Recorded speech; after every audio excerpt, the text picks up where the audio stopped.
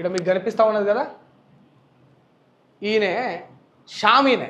ఈయన ఏం చేస్తాడంటే ఇదే క్యూ న్యూస్లో రిపోర్టర్ ఈయన వార్తలు చదువుతూ ఉంటాడు. అప్పుడప్పుడు చింతపండుకు జ్వరం వచ్చినప్పుడు లేకపోతే ఏమైనా ఆయన వార్తలకు రాలేకపోయినప్పుడు అందుబాటులో ఘోరంగా ప్రజాసేవలో మునిగిపోయి ఉమ్మడి వరంగల్ జిల్లాల కాడ పోయి పర్యటిస్తూ ఉంటాడు కదా బాగా అట్లా పోయి అన్న అందుబాటులో లేనప్పుడు ఈయన వార్తలు అందుకుంటూ ఉంటాడు.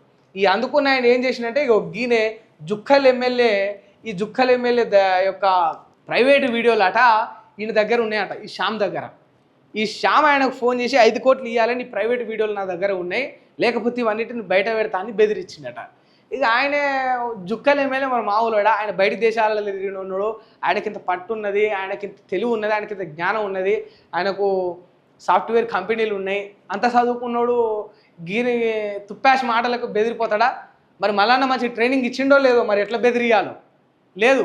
వీళ్ళు మా మీద మా బెదిరింపుల గురించి మా గురించి అఘాయిత్యాలు అన్యాయాలు మా మీద నిందలు మాట్లాడుతూ ఉంటారు.